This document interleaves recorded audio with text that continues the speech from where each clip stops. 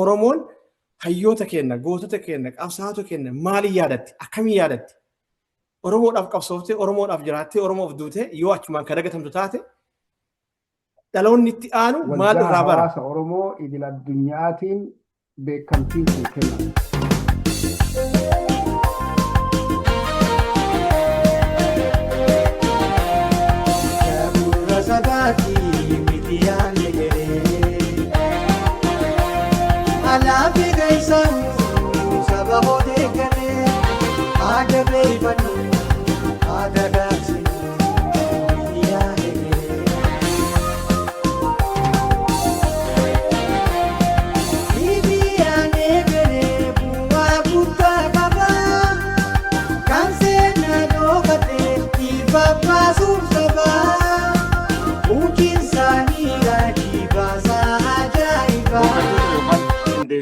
Koree sagantaa yuuboota bara 2026 waliin marii godhuudhaaf jiraanna.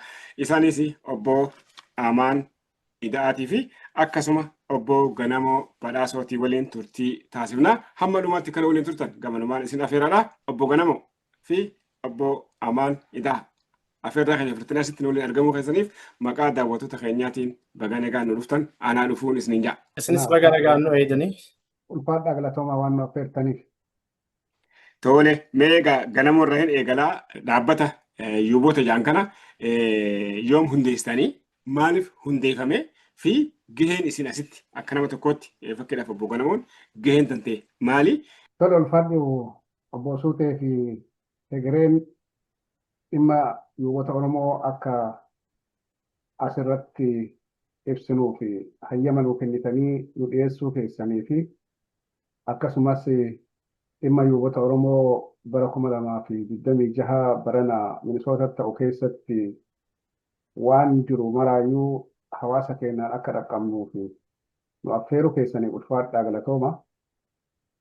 Yuubotni ka eegalame yookaan mariin ka jalqabame bubbuleera bara 2022 keessa jalqabee waggaa tokkoof marii irra turee bara 2023 Waashintan DC'tti nama 40 beekamtii yookaan galata ka kenne yoo ta'u 2024 Minisootatti nama 28 kan kenne bara 2025 Waashintan Siyaatilitti nama 31 kan kenne bara kana ammoo 2026 asuma magaalaa Lakkuu Minisootatti kennuu fi qophii ka jalqabee fi hawaasa keenya dhaqqabnee hawaasa keenya waliin waan barbaachisu godhuuf itti ka jirru yoo ta'u gaheen achi keessatti ani qabu akkuma garee kamiituu qindeessitootuma beekamtii yuubota Oromooti koree qindeessitu. Tole galatoome obbo Ganamoo Amaan gara keetiin dhufa. Atis gaheetii fi hundeeffama jaarmiyaa kanaa irraa waan hunjii. Duraan dursee asitti sagantaa kanarratti nu affeertanii akkaataa kaayyoo fi haala qophii beekamtii yuubota Oromoo akka ibsinu carraa nu kennuu keessaniif hedduu galatoomaa isiniin jedha. Akkuma dura kaasitan maqaan keessa Amaan Ida'aa jedhama. Gaheen hojii kootii dura ta'aa hawaasa Oromoo isteetii Keentaakiiti. Akkasumas immoo koree hojii raawwachiistuu hawaasa Oromoo idil addunyaa yoo ta'u, gahee yuubotaa keessatti immoo koree qindeessituu hawaasa koree qindeessituu yuubotaati. Yuubota Oromoo jechuudha. Akkuma sila kaasuu yaadnetti yuubanni Oromoo akkuma obbo Ganamoon kaasanitti bara 2022 irraa jalqabee waggoota 3 arfan darban kana keessatti Oromoon hayyoota isaanii, qabsaa'ota isaanii, hooggantoota isaanii kan isaaniif jedhanii yeroo isaanii qabeenyaa fi lubbuu isaanii uummata Oromootiif wareegan kan hadha lubbuun jiran akkamitti galateeffachuu qabdi kan jedhu mariin gaafa jalqabeerraa jalqabee akkuma obbo Ganamoon kaasanitti hawaasota keessaa warra Rabbiin nu dhaqqabachiisee carraa lubbuun argachuu arganne hayyoota yookaan ammoo yuubota keenya nama kumaatamaan lakkaan keessaa namoota muraasa bira ga'uudhaan akka Oromoon seenaa isaanii hin daganne akka Oromoon isaan ciraa jiru akka Oromoon waan isaan Oromoodhaaf jedhanii ta'an sammuu isaanii keessaa hin bannee fi dhaloonni itti aanullee akkamitti waan kana ofirraa fuudhee gara dhaloota itti akka dabarsuu danda'amu kan jedhu seenaa yaadannoo kan ta'u beekumtii yookaan ammoo galatoonfannaa sirna galatoonfannaa kana irratti karoorfannee hawaasota Oromoo idila addunyaatii fi akkasumas immoo hawaasota Oromoo kan biyya US jiranii fi biyyoota bakka biraa jiraniinis wal ta'uudhaan uummata keenya of keessaa maanguddoota keenya ulaagaalee adda addaa fudhannee achi keessatti filmaata godhameen karaa kanaan nama hunda bira gahuu hin dandeenye nama muraasa carraatti arganne akka galateeffannuuf karaa saaqaa waan jedhuuf karaa kanaan hojii kana keessa jirra jechuudha. Wanda tole galatoom obbo Amaan amma gara kan keetiin dhufaa bara kanaan Minisootaadhaatti ayyaana kana qopheessuudhaaf deemaadhaa jirraa waan jirratti himte Minisoota jechuun lafa guddinaan Oromiin baay'inaan illee keessatti argamu.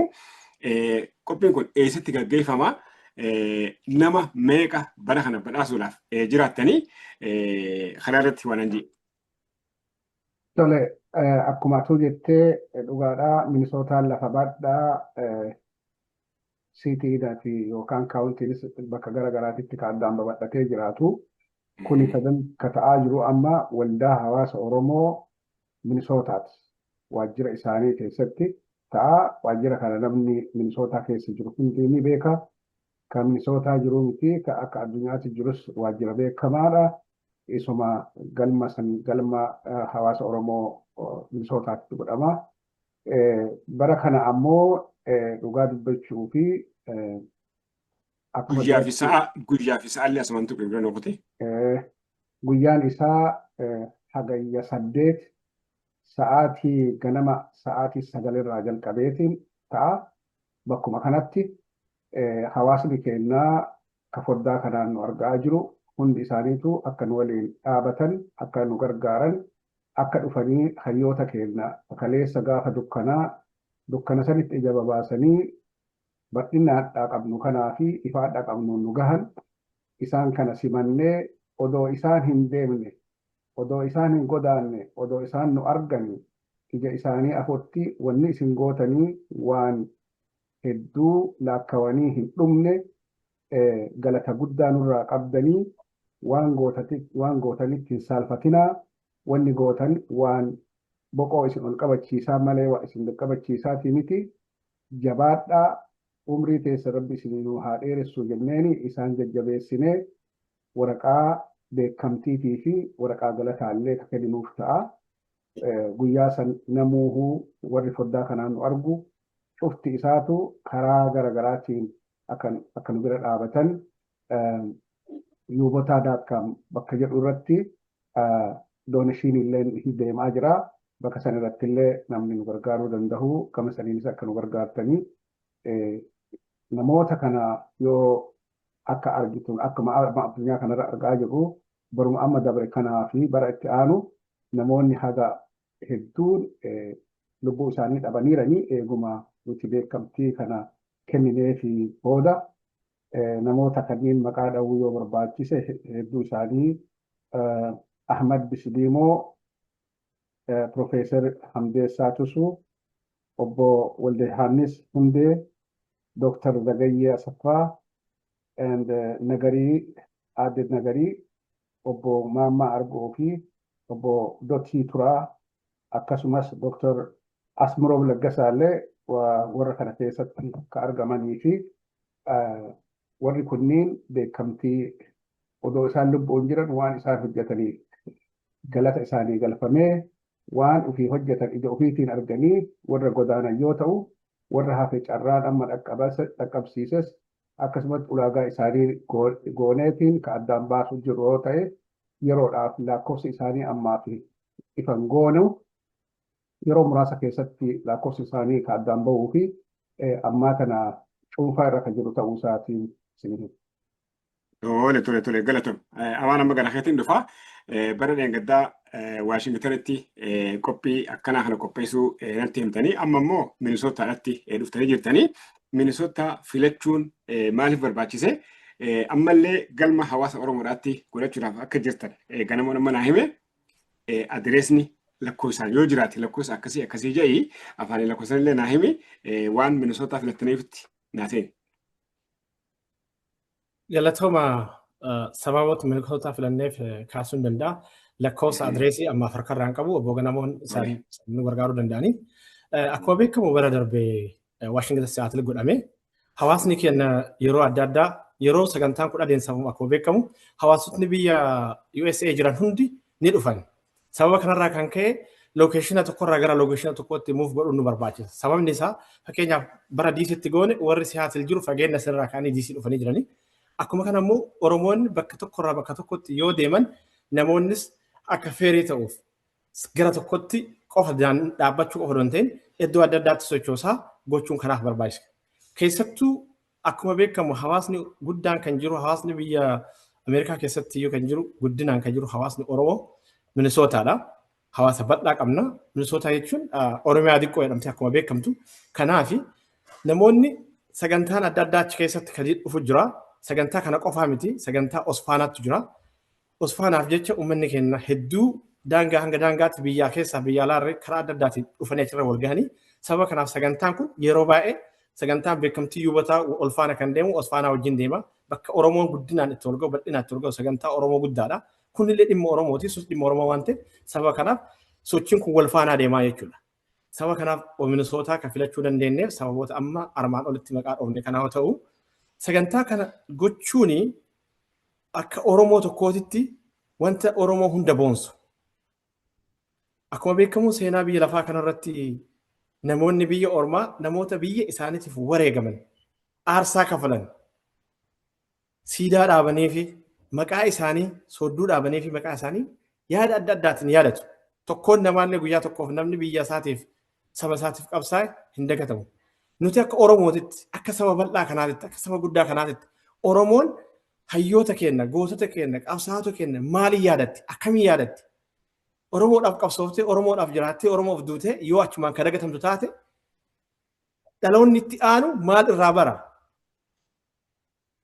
Har'a afaan Oromoo nuti akkasii bareechinee dubbannu kan biyya ormaa teennee Oromoon maal akka ta'e fakkeenyaaf Oromoon maal akka ta'e yoo dubbanne warroonni har'a yuubota beekaman maqaan isaanii obbo Ganamoo as kaasan keessaa akka Profeesar Hamdeessaa fa'aati Oromoon akka Oromootitti akka waamamtu biyya USA kanatti warra jalqaba qabsaa'anii maqaa Oromoo kana beeksisan keessaa tokko. Tasumatti addunyaan Oromoo akka Oromootitti beekuuf carraa lafaa kaateetiin yookaan eebduun nu agarra. Kana warroota akkasii kan jiranii fi kan darban warroota qabsoo akkasii raawwatan santu hadha Oromoon akka beekamtu biyya lafaa kanarratti nu taasisee jechuudha. Kanaaf isaan yaadachuun Oromoo har'a jiruufis kan kalee kan kanaan dura wareegaman yaadachuu ta'a. Kanaaf kuni seenaa guddaadha. Dhimmi kuni kaayyoo saba tokkochaa fi saba qulqulluu saba Oromoo eenyummaa isaa akka ifa aduutitti mul'isuuf warra wareegamanii fi kan ammaa of durallee qabsoo kana oofaa jiraniif kan of durallee itti fufanii fi dhaloota jiruufillee akka darbuuf seenaa keessatti seenaa ta'eeti wanni namni saba isaatiif dhaabate akka hin dagatamne siidaan yaadannoo akka dhaabatuuf karaa kanaan kan irratti hojjetamaa jiru waan ta'eef kana beekee Oromoon hundinuu yoo namoonni muraasni yaada kana kaasnee haala kanaan warra nuuf jecha kaleessa akka nuti mataa keenya ol qaban nu taasise odoo hin dagatin waan isaan nuuf ta'an kan akka isaan mul'atanii gaafa biyya lafaa kanarraallee deeman maqaan isaanii akka dhaloota kanaan booda dhufuufillee beekamee argamu taasisuu akka seenaan jiraatu seenaa rirmi nyaatu akka jedhame san akka seenaan isaanii hin hafne ka taasisuu qabnu waan xiqqoo jalqabne kan Oromoon hunduu abbaati ta'e kuni dhimma Oromooti. Dhimma Oromooti siyaasa kamuu haa deeggaru ilaalcha siyaasa kamiyyuu haa qabaatu nama Oromoodhaaf guyyaa tokko dhaabate nama Oromoof guyyaa tokko dadhabe Oromoon waan isaatii qabeenyi isaatii leecalloo isaatii kana irratti hojjechuu qabdi seenaa namoota kana dagaagsuudhaaf karaa diinagdeetiinis ta'e karaa adda addaatiin maanguddoota keenya bira dhaabbachuu yuubota keenya bira dhaabbachuun akka Oromootitti dhaamsa asirraan dabarsuun qaba. Tole galatoomaa Ganamoo magaalaa keetiin dhufaa Minnesota filattanii jiraachuudhaa fi akkasuma galma hawaasa Oromoodhaa kan magaalaa Minneapolis keessatti argamutti walgahiin kun gaggeeffama. Ogosti 8 sa'aanis ganama hawaasni Oromoo naannoo san jiran hundinuu akka affeeraman gamanumaan allee dhaamsa xiyya dabarsuudhaan barbaada. Gaafninis gaafa kubbaan yookaan Oosfaanaan achi taphatamu waan ta'eef Oromoon baay'inaan argama. Hayyoonni uummanni nu jecha ifaajjii guddaa godhe.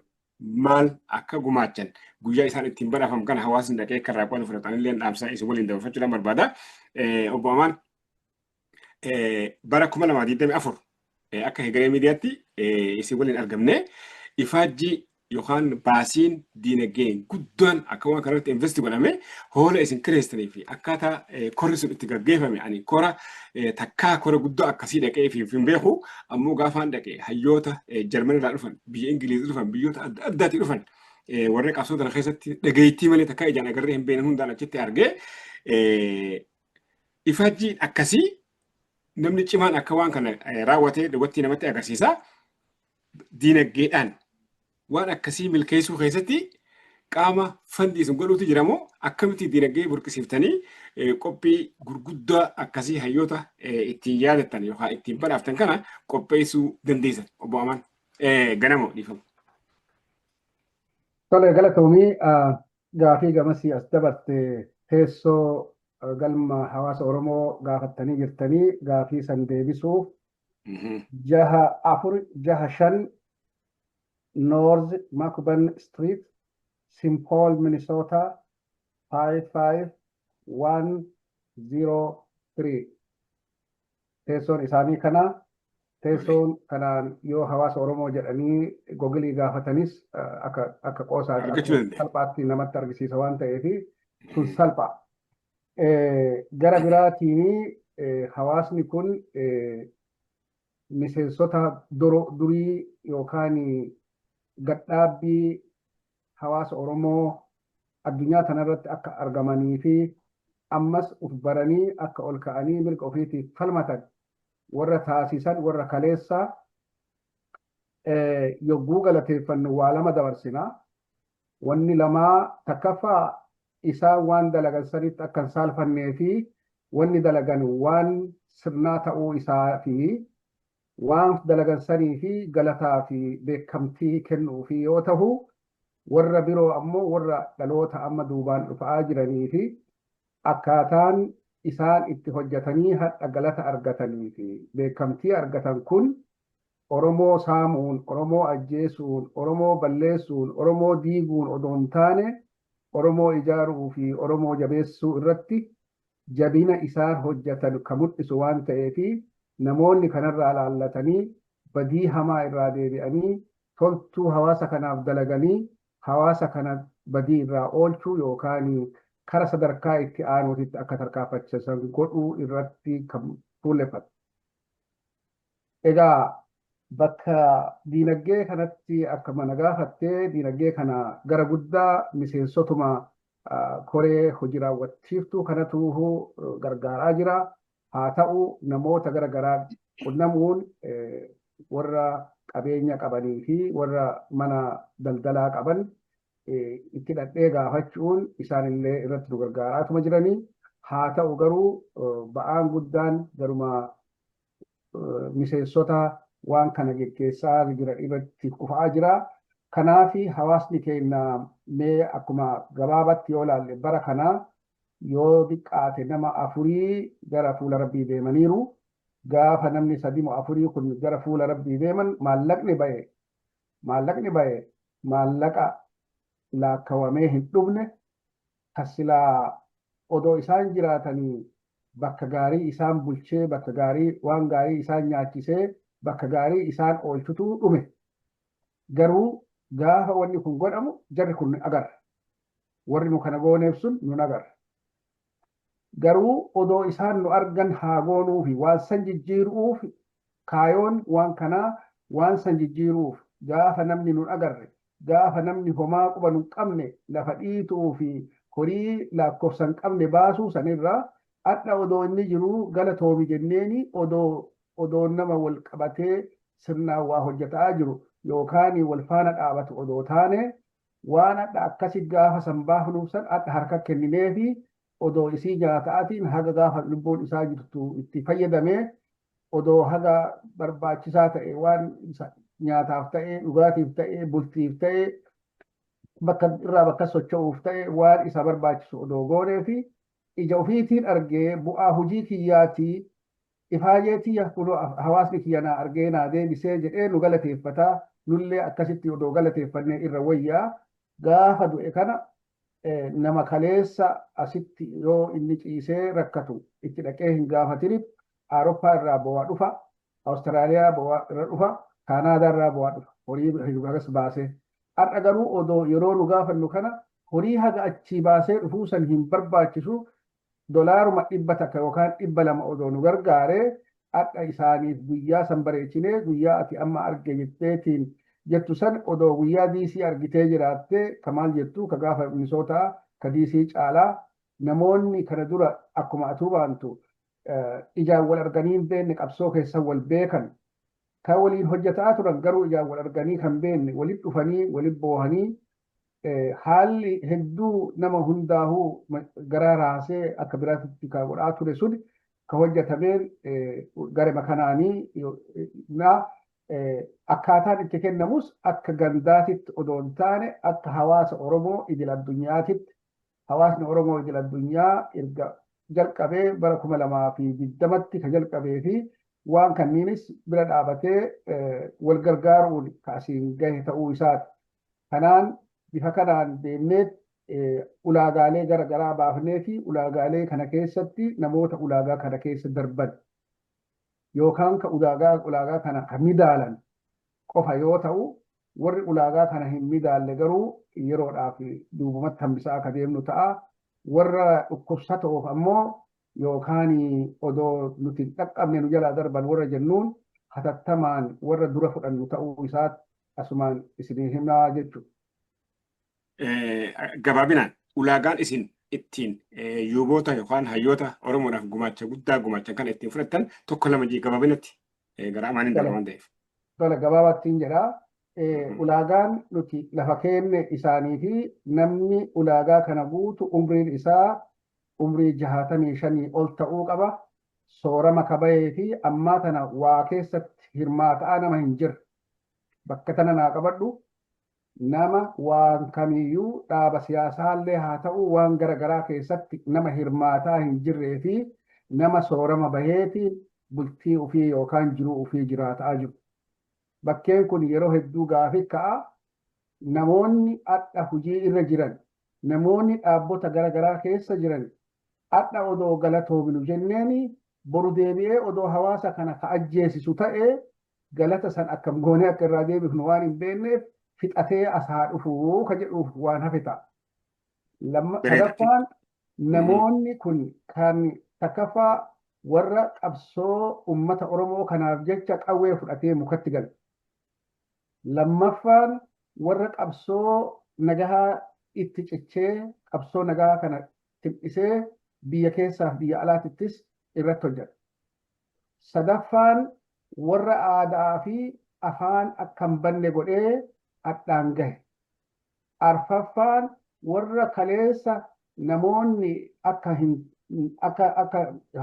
baranne godhanii ajjeesuuf balleessuuf akka hin baranne mataa hidhanii hambisuuf gaafa isaan godhan muka bocatanii muka jalatti mana dhabanii muka jalatti warra barumsa akka dhaga'u kana warra godhan itti aansuudhaan warroonni kanniin keessaa hafanis warri deeggarsa isaaniif godhan haala garaagaraatiin saba ambaallee haa ta'u saba ambaa keessaallee namoota hedduutiif kenninee jirra. Reefuu Dr. Asmiroom Laggasa maqaa dhaheetiin jira. Akkasuma warra akkasiillee namoota qabsoo Oromootiif bu'aa buusan ka as keessatti qabanne ta'a. Qabsoo kana keessatti bu'aa bahii isaan godhaniin galatoomaa ulfaadhaa wanni isin gootan waan ajaa'ibaati. Jiruu keessan keessatti wanni gootan waan gaarii jenneeni kanuma kennaa fi kanaan goona jechuudha. Galatoom booganamu amma amaan gara kan keetiin dhufa 2022 waan kana eegaluu natti himte amma egaa gara waggaa 5tti deemaa jirra. Bu'aa bahiin guddaadha wanti isin keessa dabalaa jirtanii gara faayinaansiidhaatiin illee dhugaa rakkoo jiru amma galamoon irratti himeetii jira. Bu'aan isin buusaa jirtan hawaasa keessatti akkamitti fiilingiin isaa dhaggeeffamaa jira.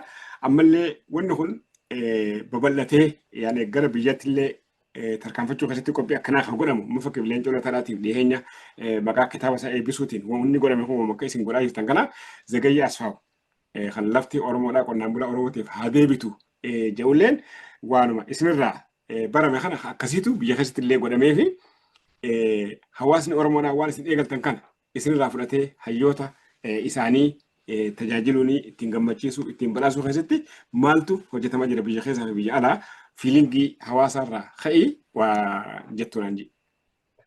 Hedduu galatooma akkuma Oromoon jedhe yoo funyaadhaan ijatu bu'aa jedhan waa'ee sabaa yoo kaafnu sabni Oromoo kan biyya kamuu jiru kan biyya keessa jiruu fi kan biyya alaa jiru kan bakka biyya lafaa irra jiru hundi namni Oromoo ofaa godhe akkuma tokkotti ilaalama. Sagantaan keenya biyya alaa Oromoota biyya alaa jiraniif qofaaf miti. Akkuma beekamu bara 2022 irraa jalqabe yuubota keenya kan biyya keessa jiran Yuroopp irraa kaasee Awustiraaliyaa, Afrikaa hanga biyya keenya keessa jiran hunda maqaan isaanii as keessatti warra qaamaan affeeruu dandeenye kan tikeettiin irraa muramanii dhufanii biyya kanatti akka dhufan tattaaffiin godhamee jira. Kan dadhaban ammoo achumatti sagantaan godhamee fi biyyuma jiranitti jechuudha. Sagantaa san akka yaadataman godhamee jiran. Kuni maaliifi fakkeenya ta'uudha malee waa hunda yookaan Jarmiyaan kun waa guddaa saba guddaa kanaaf waa guddaa godhuu hin danda'u. Garuu fakkeenyaan ta'a. Akkuma bareeffis hin kaastanii wanti har'aas jalqabame kuni Oromoon daangaa hanga daangaatti biyya jirutti yuubota isaatiif qabsaa'ota isaatiif yaadannoo karaa isatti mijateen akkaataa isatti toleen isaa godhuun barbaachisaadha. Kun ammoo muuxannoo gaariidha. Babal'achuu muuxannoo qabus. Kaayyoon keenya guddaan tokko kanuma. Danda'amu barreeffamaan taa'ee kabraa dhiisiti gaalaariin adda addaa qophaa'eetiin yuubonni keenya kun seenaan isaanii galmaa'ee dhaloota dhufuuf akkatti darbuu danda'u. Asirraa maal baratame maal argitan hanga ammaa akka qopheessitan kan jedhamurraa dhugaadha waa hedduu argine. Wanti asirraa baranne waa hedduudha. Akkuma beekamu kanaan dura waa'ee Oromoo dubbachuun waa'ee hoggansa isaa kan durii fi yookaan ammoo qabsaa'ota isaa kan durii kaasuun yoo inni darbe maqaan isaa namoota muraasa biratti qofa beekama. Har'a garuu sagantaan kun godhamu dhaloonni haarofni Oromoon nama akkanaa qabaa turte kan jedhu kan dura darbee miti har'a yoo as teenneetu nu asii dubbannu maal akka haasahamu dhaloonni kuni karaa adda addaatiin intarneet irraa ta'uu danda'a namoota biraa irraa ta'uu danda'a kitaaba adda addaa dubbisuu irraa ta'uu danda'a waa hedduu riisarchii adda addaa godhuu danda'a. Kuni karaa agartanii kaka'umsi itti uumamu keessaa tokko jechuudha. Oromoon akka Oromootti akka ol bira dhaabatu jechuudha. Kanaaf fiidbaakiin isaa beekamaadha. Ani kana jechuu baadhus namoonni hedduun sagantaan kun irra wajjin raawwatame sagantaan kun raawwatame fakkeenyaaf akka obbo Ganamuun dura kaasan ni yaada gaafa diisitti adeemsifame guyyaa diisitti adeemsifame maaltu ta'e hoggantoonni yookaan hayyoonni wal hin beekne maqaadhaan wal beekan kan ijaan wal hin argine kan ammoo guyyaa tokko qofa wal arganii seenaa guddaa waliin dabarsanii du'e moo jiraa ebaluun kun quba hin qabne yoo ijaan wal argan walirra bu'an. Walitti bu'anii imimmaan walitti dhangalaasan. Addaan sagantaan xumurree gargar deemuu didanii wal bira ta'an. Waan san arguu caalaa nama gammachiisaa hin jiru. Oromoon waa hedduu qabnaa, riisoorsii guddaa qabnaa, humna guddaa qabnaa, waan qabnu sanitti fayyadamneerra. Akkaataa Oromoon nurraa eedu san baanee jirra. Hayyuun keenya gahee isaa bahaa jira. Abbootiin qabeenyaa keenya gahee isaa bahaa jirti. Daldaltoonni keenya. Kun hunduu barataa barsiisaan namni hundi bakka jiru waan isa danda'u hanga humna isaatti gumaata yoo godhe sabni kun kan guddatuu danda'u. Fakkeenyaaf saboota biyya ormaa kana olaalle maqaan isaanii kan waan xiqqoo hojjetan sirriitti kan ka'uuf namni hundi hanga danda'ameen kontribuushinii godhaa waa barreessaa waa seenaa ol kaayaa dhaloota dabarsaa ni bal'ataa deema jechuudha. Nu kana godhuu dandeenya maaltu nu dhoorga? Humni keenya kana wani dhorku jira kan jedhudha. Kanaaf kaka'umsi kun waan guddaadha. Oromoon waan jalqabame waan nu xinnoo jalqabne kanatti bal'isuun biyya kamiyyuu haa jiraatu eessayyuu haa jiraatu hundi keenyarraa eegamaa jiru. Kanaaf kanarratti hojjechuun baay'ee nu barbaachisaa yaadni jiru kanuma. Gabaabinatti ammallee gaafii takkaasii qaba.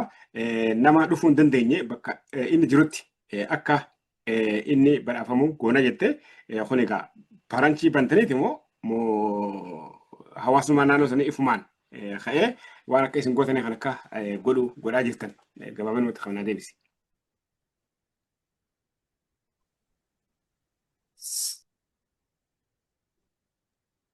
Dhagaama. Inni dhagee. Irra daadhee sagalee na laaqite jidduudhaan. Nama dhufuu hin dandeenye bakka inni jirutti akka badhaafamu goonee jirraa waan junaa kaafte jechuun gaa kuni damee qabaachuu ibsamoo akkamiini nama fakkiidhaaf dhufuu hin dandeenye tokko akka inni badhaafamu gootan kana gabaabinumatti naa ibsi gara malaatiin tarkaanfadha. Galatooma sirriidha. Akkaataan itti nuti gooneen fakkeenyaaf gama biyyaatitti sagantaan gabaabaan qophaa'ee nama biyya keessa jiru dubbisnee warroota ulaagaalee san guutan kan maqaan isaanii asitti filatamee maqaan isaanii darbe waraqaa ragaatii fi gumaacha isaan barbaachisu akkuma isaan dhaqqabu bakka isaanii jiran kan godhamee jira. Kun ammoo namootuma muraasaan manuma isaaniitti bakkeessa maanguddoota manaa ba'uu hin dandeenye fa'a. Manuma isaaniitti dhaqanii akka Oromoo isin galateeffatee jira. Kaleessa nuuf jettee cabdee kalee nuuf jetteetiin humna keetii fi sammuu kan kennuuf dabarsitee har'a Oromoon manalee jiraattu sin daganne si argee jira si dhaga'ee jira nuu galatoome siin jedhee si galafatee jira kan jedhu ergaan karaa bira kan jiru.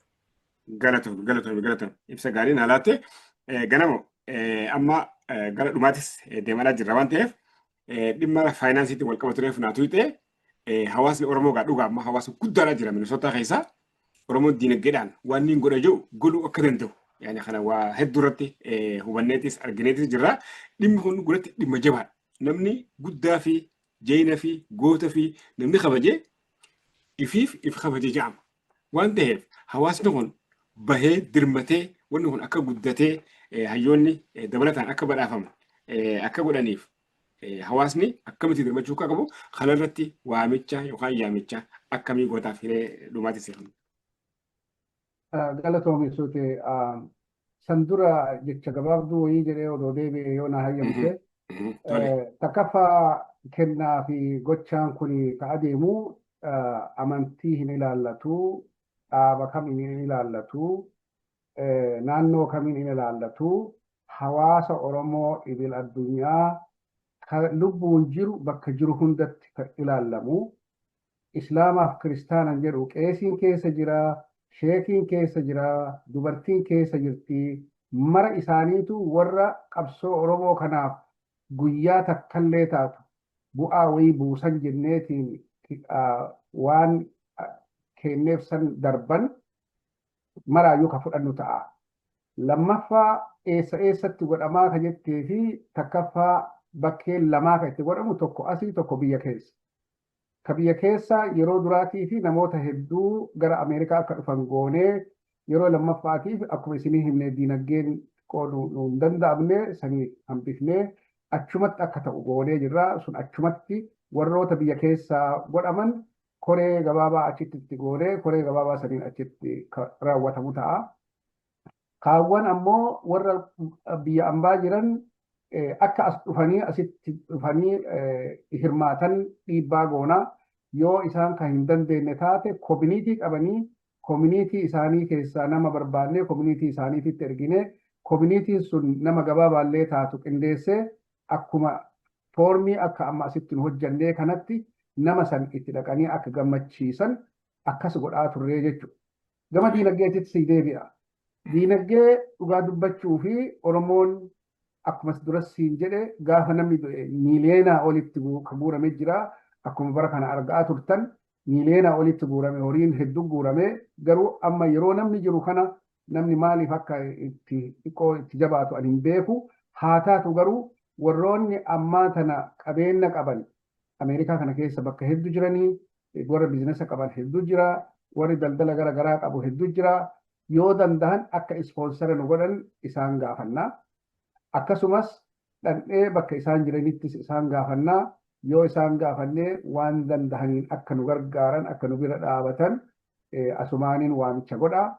Warri dandeettanii waan guddaa miti waan kana manguddootiin tana ta biyya ambaa irraa dhuftee as qubattu bakka isaan rafantuu jira, tiraanspoorteeshinii jira, waan nyaatantu jira.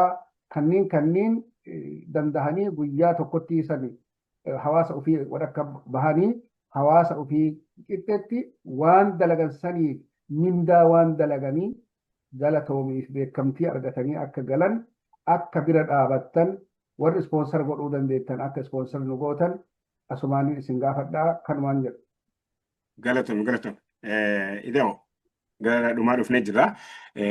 Hawaasni faayinaansiidhaan isin deeggaruu akkaataa itti qabu irratti dhaamsa akkamii dabarsuu barbaadda? Irra deebitee qeerroo fi qarreen haawwan shamarran manguddoon sheekkan paasteroonni hundinuu qophii gaafa Ogosti 8 galma hawaasa Oromoo Minisootaadhaatti godhamu kana irratti akka hirmaataniif afeerraa gama keetii akka dabarsituu seera. Galatooma dhugaa dubbachuudhaaf dhumni kun dhimma kenna hunda. Akkuma beekamu sagantaa gurguddaa kanaa miti sagantaa xinnaan tokko yoo qophaa'u baasii nama gaafata. Faayinaansii guddaa nama gaafata. Kan biyya adda addaarraa namoota affeertee bakka hirribaa geejjiba isaa gootee nyaata isa dandeettee waan baasisan qofa don ta'in sagantaa kanaaf qophiileen bakki itti kireeffattu tarii waan ati baaftu waan hedduu jira. Kun horii guddaa nama gaafata.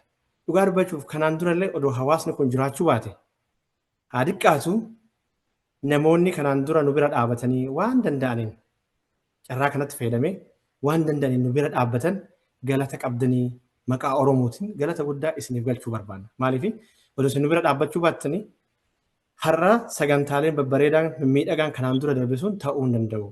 Ammas Oromoon wal qabdi isin qabdi waan qabdaniin nu bira akka dhaabattan waamichi nu goonu abbootii qabeenyaa qofatti hin xiyyeeffatu.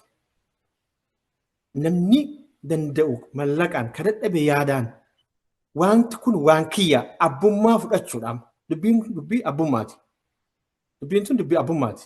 Abbummaa yoo fudhanne dhimmi kun dhimma kiyya yoo jenne namni fuulduraan kufee garaan lafa hanqatumi waan yaadne san dhingeenna jechuudha. Galma san bira ga'uu dandeenya jechuudha. Kanaaf xiyyeeffannaa yoo nuti of ol fuune gaafa nu harka walii dhoofne ambillee harka nu dha'uu danda'a. Gaafa nu wal dhoofne ambi dha'ee lafa jala nu barsuu danda'a. Kanaaf dhiiroo manguddoon shamar qeerroon qarreen dardar daldalaan barsiisaa barataan hoogganaan hayyuun kenna hundi waan dandeettaniin sagantaa kan akka nu bira dhaabbattan waamicha isinii goona. Faayinaansiinis ta'ee akkasumas ammoo yaadaanis qaamaanis akka nu biratti argamtan waamicha guddaa isinii godhamee jira. Kuni waamicha seenaati. Har'a akaakayyuun kiyya ta'uu danda'a, abaabayyuu kiyya ta'uu danda'a, taree ammoo eessuma kiyya ta'uu danda'a, adaadaa kiyya ta'uu dandeessi. Warroonni kaleessa wareegaman sun har'a dhuftanii maqaa isaanii yaadachuun akka sabaatitti waan nu jabeessaa waan tokkummaa keenya cimsaati. Kanaaf tokkummaan Oromoo akka cimu ka biyya keessaatiif ka biyya alaallee yaadni keenya yaada tokko Oromoon biyya keessa jirtu waan Oromoon biyya keessa jirtu yaaddu Oromoon biyya alaa jirtu yaaddi afaan tokko dubbanna aadaa tokko qabna seenaa tokko qabna dhiiga keenyatu tokko. Kanaaf walii dhiiguu qabna walii quuxa'uu qabna wal bira dhaabbachuun dirqama Oromummaa waan ta'eef kana beektanii akka nu bira dhaabbattan. Sagantaa kana deeggaruu namni dandeessan karaa adda addaatiin warri nu gargaaruu barbaaddan asirratti weebsaayitiin isinii kenna. Weebsaayitiin ni jira. Weebsaayitii kana jala seentanii weebsaayitii kana keessatti liinkii tuuxanii waan dandeettaniin karaa zeeliitiin karaa direct deposit godhuudhaan akka nu bira dhaabattan galanni keessan Oromoo biratti bakka guddaa qabdan. Warri kuma nuu kenneef warri tokko nuu kennallee nu Oromoo akka Oromootitti galata qabdan. Warri yaadaan nu bira dhaabattanis. Namni ergaan kun isin gahe ergaa har'a nu dabarsine kana ofii qofa akka dhageeffatanii dhiifne Oromoota biraan nu gaha. Oromoon biyya Ormaa jirtu waan kana yaaddee jirti. Warri biyya Ormaa jirru ammoo Oromoota kana bira akkamiin dhaabanna akka nu jettan. Ka biyya keessa jirtan ammoo waan nu jalqabne kan akka nu babal'istan waamicha isinii goona. Karaa kanaan amaanaa isiniin jenna hedduu akka nu bira dhaabattan abdii qabna. Kanaan dura nu bira dhaabattanii ammallee akka nu bira dhaabattan abdii qabna. Galatooma. Tole galatooma gaa obbo Amaan Ida'aadhaatii fi akkasuma obbo Ganamoo Badhaasoo marii gabaabaa dhimma yuuboota Oromoodhaa kan bara 2026 magaalaa Minneapolis galma hawaasa Oromoodhaa Minisootaatti gaggeeffamuudhaaf jiraatu irratti ibsa nuu kennitaniif galatoomaadhaan isinin jaa. Hanga kiyyan gaafin isinii qabu fitadheetiin jira yoo dhaamsi dabarfachuu barbaannu hafee jira jettan ganamu siifin ilaalla itti aansee amaan yoo qabattan fitadheen. Tole dhaamsi hedduu dabarfanneerraa wanni xiqqoo hafte jedhee yaadu takkaffaa manguddoon tuni manguddoo biyya ofii yookaan shawaaf yookaan harargeef yookaan arsiif yookaan wallaggaa fi qabsaa'an odoo hin taane hawaasa Oromoo ka jiruuf ka hin jirreefis ka qabsaa'an ta'uu isaa akka gaariitti mirkaneeffachuun barbaachisa. Namoota kana yeroo isaaniif galata galchinu akkuma duratti jedhe waldaa hawaasa Oromoo idil addunyaatiin beekamtiin kun kennama. Namoota hawaasa Oromoo idil addunyaatiin beekamtiin kennamuuf kana gara gandaatti gad deebisuun waan isaan hojjetan irraa gad deebisuu waan ta'eef ganda tokkoofillee kan hin hojjetinii fi Oromoo guutuuf kan hojjetan ta'uu isaa beekanii galataa fi beekamtiin isaanii kennamus akka hawaasa Oromoo idil addunyaatitti akka ta'u gama sanitti odoo hirkatanii maqaa isaaniillee gad deebisuu irra akka Oromoo idil addunyaatti ol fuudhanii maqaa Oromoo idil addunyaa kan isaan dhala itti dhabanii dhalcha itti dhabanii qabeenya itti dhabanii lubbuu isaanii qaalii wareegamanii kun ammoo adda rakkatanii bakka ciisaniif bakka dhaabatan dhabanii rakkataa jiran kana ganda tokkoof hin goone ka godhaniif hawaasa Oromoo guutuu fi kanaaf jecha galanni isaaniillee akka hawaasa Oromoo idil addunyaatitti waan ta'uu fi gamasitti dhuftanii odoo bifa sanitti waliin waan kana gootanii maqaan isaaniillee ol ka'ee hawaasni Oromoollee maqaa nama lubbuun jiru addunyaa tanarra nama qubatu Oromoo nama ta'een galanni kun isaaniif deema jechuu hubannee gama saditti odoo dhufne yaada jedhuun qabaa. Ulfaadha galatoomaa kana caalaa isinirra turru. Tole galatame amaan waan hafe yoo jiraate. Wanti hafe tokkollee jiru waa hedduu dubbannee irratti tuun birratti jedhani ittuma deddeebinaa kadhaan dhiisnu. Kanaaf sagantaa guyyaa gaafsanii gaafa Ogosti 8 magaalaa Lakkuu Minisootaatti akka nuuf argamtanii qaamaanis yaadaanis mallaqaanis diinagdeenis akka nu bira dhaabattanis ni jedha. Galatooma hangama kiyyaam raawwadhee jira. Hedduu galatooma Hegeree miidiyaanis dhimmi kun dhimma Oromoo dhimmi kun dhimma kiyya jettanii sagantaa bareedaa kanarra nu affeertanii waa'ee saba keenyaa akka dubbannu carraa nu kennuu keessaniif hawaasni keenyas jaalalaa fi kabajaa guddaa isiniif qaba. Isinis kan hawaasaati hawaasnis keessanii galatoomaa isinii jedha.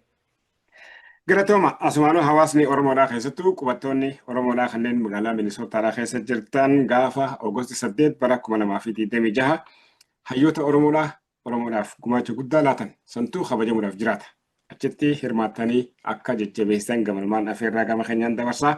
Obbo Amaan ifii ganam ulfaadha. Horaa bulaan isin jaa. Isinillee warri miidiyaa Hegereetii fi kuuwwanis warri hafan hundinuu affeeramtaniirtu guyyaa san koottaa maqaa hawaasa keessanii qabsaa'ota keessan akka addunyaatti mul'iftan akka Oromoon biraan geettan isinis dabalatee hundi keessan